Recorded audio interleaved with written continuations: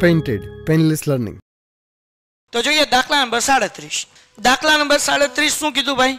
ભાગીદારી પેઢીની નીચેની માહિતી પરથી મૂડીકૃત નફાની પદ્ધતિ મુજબ પાઘડીનું મૂલ્યાંકન કરો.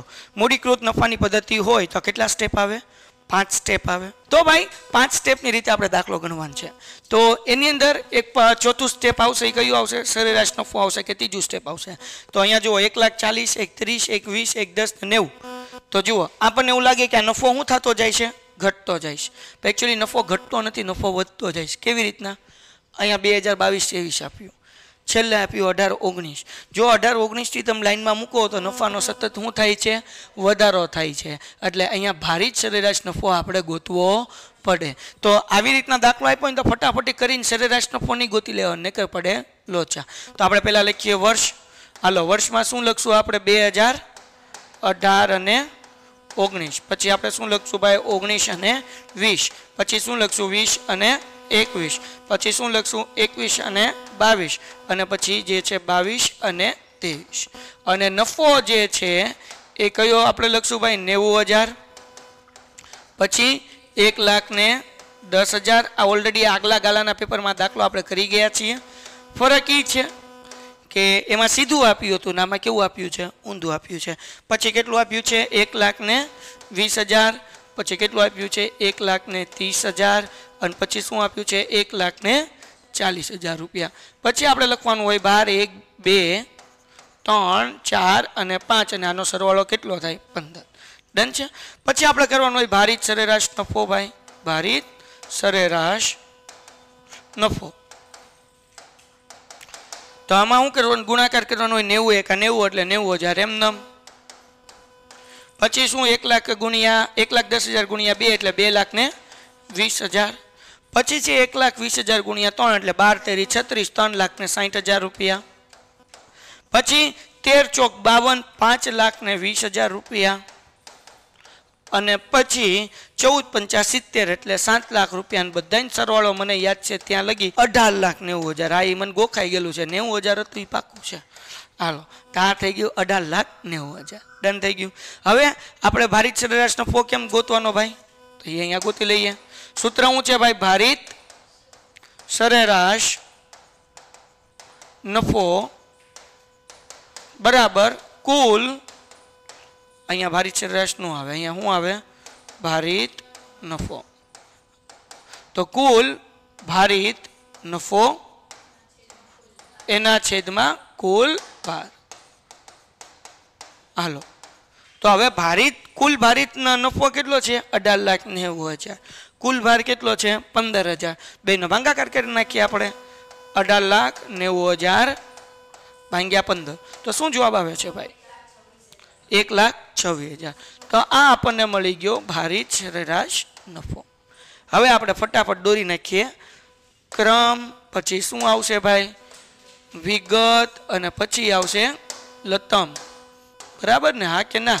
તો પેલું સ્ટેપ આવશે ભાઈ. પેલું સ્ટેપ અહીંયા હું લખી નાખું. ક્રમ, વિગત અને રકમ. બરાબર? પેલો ક્રમ. પેલું સ્ટેપ શું છે ભાઈ? રોકાયેલી મૂડી. એવું આવે કે ન આવે? મને શીખવાડજો. મને 5 સ્ટેપ યાદ નથી.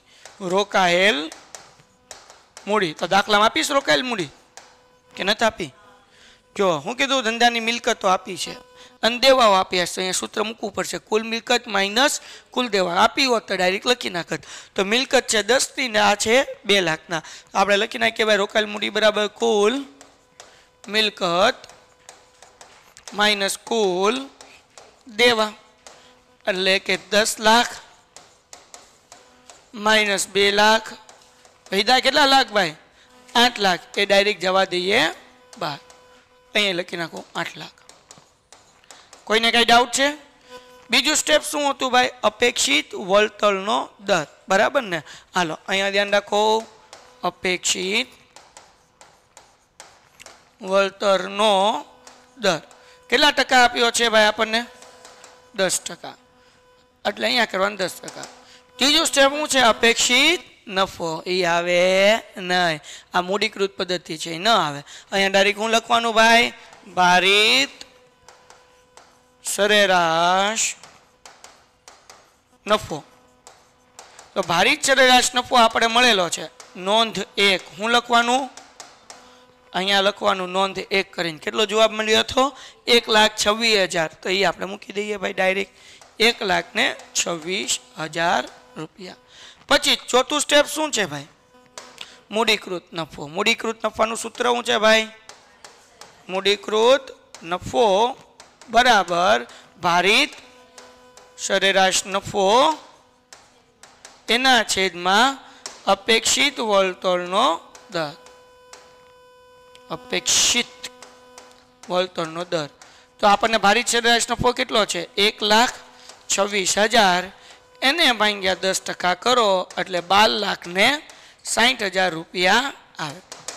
હાલો હવે આ થઈ ગયું મૂડીકૃત નફો. એના પછીનું પાંચમું સ્ટેપ શું છે ભાઈ પાઘડી.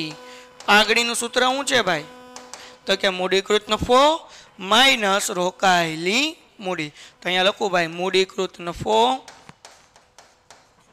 માઇનસ રોકાયેલ મૂડી.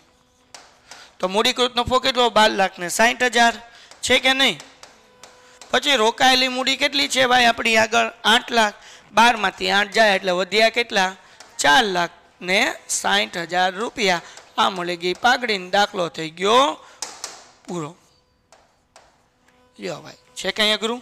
તો આવી રીતે આ દાખલો ગણવાનો છે. ઓકે દાખલા નંબર 38. શું કીધું દાખલા નંબર 38 પૂજા અને પ્રાર્થનાની પેઢીની મૂડી 8 લાખ રૂપિયા છે. પૂજા અને પ્રાર્થનાની પેઢીની મૂડી કેટલી છે 8 લાખ રૂપિયા. ઓકે અપેક્ષિત વળતરનો દર 12%. છેલ્લા 3 વર્ષનો નફો અનુક્રમે 1 લાખ 1,40,000 90,000 ને પાઘડીનું મૂલ્યાંકન છેલ્લા 3 વર્ષના સરેરાશના અધિક નફાની 2 વર્ષની ખરીદીના આધારે નક્કી કરો.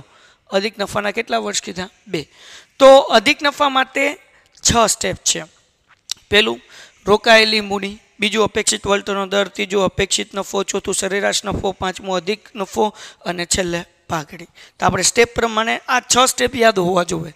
બરાબર ને. જેમ હું મોઢે બોલ્યો ને એમ તમને મોઢે યાદ હોવા જોઈએ તો તમે દાખલો ગણી શકો. આ સમય ન બગડે એટલા માટે અહીંયા લખ્યું છે. રોકાયેલી મૂડી. રોકાયેલી મૂડી આપણને દાખલામાં 8 લાખ આપેલી છે. લખી નાખો 8 લાખ. અપેક્ષિત વળતરનો દર કેટલા છે 12% છે. હવે પછી આપણે શું કરવાનું છે અપેક્ષિત નફો. આ રોકાયેલી મૂડી એના 12% કરવાના. 12 × 96 એટલે અહીંયા કેટલા આવશે 96,000 રૂપિયા. ડન છે. પછી આપણને શું કીધું ભાઈ સરેરાશ નફો. સરેરાશ નફો મેં અહીંયા ગોતેલો જ છે. એમાં 3 વર્ષ આપ્યા છે. એ 3 વર્ષના નફાનો સરવાળો કર્યો 3,30,000 ભાગ્યા 3 એટલે 1,10,000 મળ્યો. એટલે ડાયરેક્ટ સરેરાશ નફો 1,10,000 રૂપિયા મૂકી દઉં છું. તમે કહો સાહેબ આ આપણે અંદર ન કરવું પડે. જરૂરી નથી અંદર કરો. તમે નીચે વર્કિંગ નોટમાં પણ કરી શકો. અહીંયા ડાયરેક્ટ સરેરાશ નફોનો જવાબ લખો તો પણ ચાલે. પૂરા માર્ક્સ જ મળે. અને નીચે આ વર્કિંગ નોટ કરવી પડે. તો અહીંયા લખવાનું નોંધ 1. અહીંયા હું લખવાનું નોંધ 1 અને અહીંયા આપી દેવાનું નોંધ 1. આ વર્કિંગ નોટમાં કરી નાખવાનું. ડન છે. હાલો પછી અધિક નફો. હવે સરેરાશ નફામાંથી અધિક નફો માઇનસ કરવાનો. સરેરાશ નફો છે 1,10,000 રૂપિયા. એમાંથી 96,000 માઇનસ કરો તો કેટલા વધે 1,10,000 માંથી આપણે 96 કાઢીએ એટલે 14,000 રૂપિયા વધે. બરાબર ને. અને પછી આપણે પાઘડી ગોતવાની છે. તો અધિક નફો મળ્યો આપણને 14,000 રૂપિયા. અને ખરીદીના વર્ષોની સંખ્યા આપણને કેટલા કીધા 2. તો 14 × 28 એટલે 28,000 રૂપિયા જવાબ આવે પાઘડીનો. તો આવી રીતે ડીએ સ્ટુડન્ટ્સ આપણે દાખલો ગણવાનો છે. બહુ ઇઝી છે, સિમ્પલ છે, કાંઈ એટલું અઘરું નથી. પરંતુ તમારે લોકોને ધ્યાન રાખવું પડે.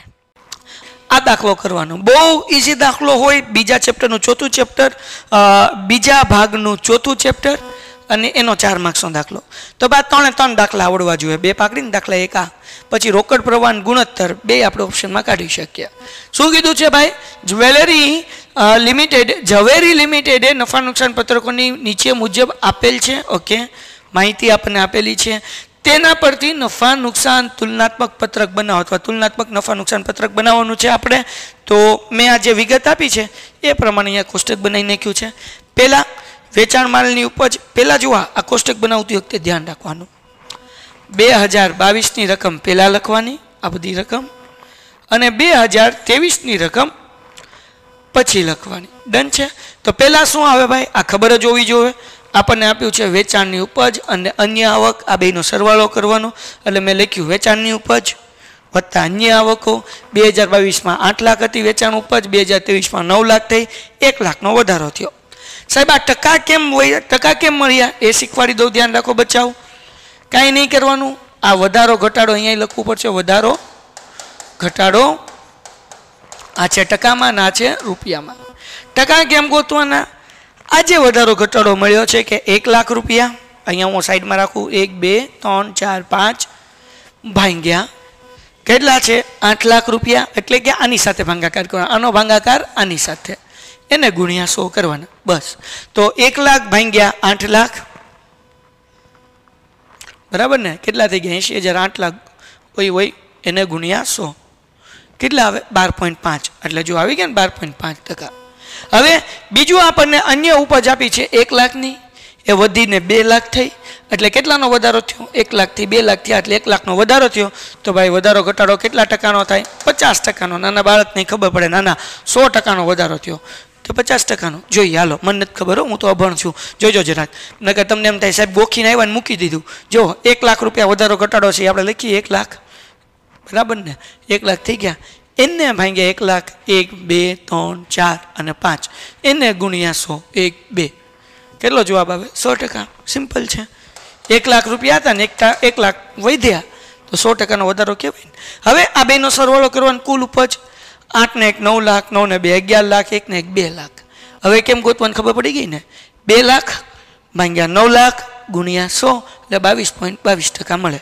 પછી આપણને ખર્ચા આપ્યા છે, જેમાં વેચાણ માલની પડતર આપી છે 3 લાખ, એ વધીને ત્યાં 3,30,000, એટલે 30,000નો વધારો થયો કે નહીં? ટકાવારી કેમ ગોતવાની ભાઈ? તો કે 30,000 ટોમ એને ભાંગ્યા કેટલા કરવાના? 3 લાખ.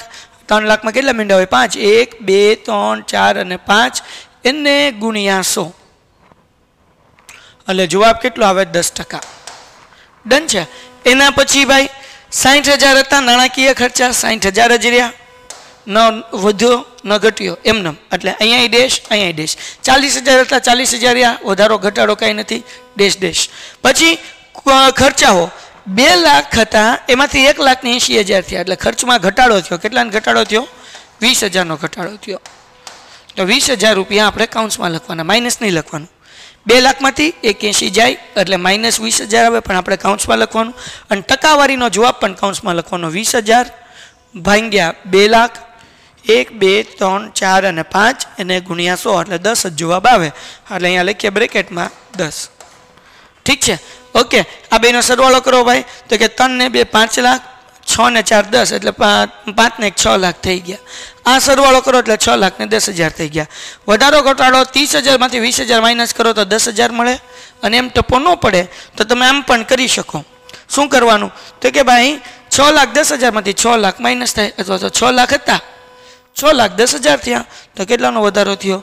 10,000નો. ડન છે. આ કુલ ખર્ચા આપણને મળ્યા. હવે કેવી રીતના આપણે ટકાવારી ગોતવાની? 10,000 ભાંગ્યા 6 લાખ ગુણ્યા 100. હવે તો આવડી ગયું ને, વધારો ઘટાડો ભાંગ્યા આવડું આ કરવાનું. જૂનું વર્ષ 1.67%. પછી કરવાનો કુલ ખર્ચા તો થઈ ગયા. આવકવેરા પહેલા નફો. આવકવેરા પહેલા નફો કેમ મળે? તો કે આ રકમમાંથી આ રકમ જે છે, સોરી, આ રકમમાંથી આ રકમ માઇનસ કરવાની. 9 લાખમાંથી 6 લાખ જાય એટલે 3 લાખ, 11 લાખમાંથી 6 10 જાય એટલે 4,90,000, 2 લાખમાંથી 10,000 જાય એટલે 1,90,000, અને 22.2 માંથી 1.67 માઇનસ નહીં કરવાના, ટકા ગોતવાના. તો આપણને ટકા કેવી રીતના ગોતશું? તો જુઓ ભાઈ, 2 લાખ હતા, એમાંથી 10,000 માઇનસ થયા, એટલે વધ્યા કેટલા? 1,90,000 વધ્યા ને. તો જેમ કરતા હતા એમ 1,90,000 1,90,000 1 2 3 4 ભાંગ્યા કેટલા છે? 1,90,000 ભાંગ્યા કેટલા કરવાના? ભાંગ્યા કરશું આપણે 3 લાખ. ઓકે, 3 લાખ 1 2 3 4 5, એને ગુણ્યા કેટલા કરવાના? 100. એટલે જવાબ કેટલો મળે? 63.33%. ડન છે. ઓકે, આ આવકવેરા પહેલા નફો મળ્યો, એમાંથી 30% આવકવેરો બાદ કરવાનો. અહીંયા છે 3 લાખ, 3 લાખ ને 30% કરો એટલે કેટલા થાય? 90,000. 4,90,000 30% કરો એટલે 1,47,000 અને 1,90,000 30% કરો એટલે 1,57,000 અને ટકાવારી હવે બધાની સરખી જ આવે 63.33. પછી આવકવેરા પછીનો નફો કેમ મળે તો કે આવકવેરામાંથી આવડા જે છે આવકવેરા પહેલાના નફામાંથી આવકવેરો માઇનસ કરવાનો. 3 લાખમાંથી 90,000 જાય 2,10,000, 490માંથી 147 જાય એટલે 3,43, 190માંથી 57 જાય એટલે 1,33 અને ટકા તો એ જ જવાબ આવે. આ છેલ્લે 3% જવાબ સરખો આવે. જો અલગ અલગ આવે તો સમજવાનું કે દાખલામાં કંઈક ભૂલ છે. તો ભાઈ બસ દાખલા થઈ ગયા પૂરા. હજી કરાવો.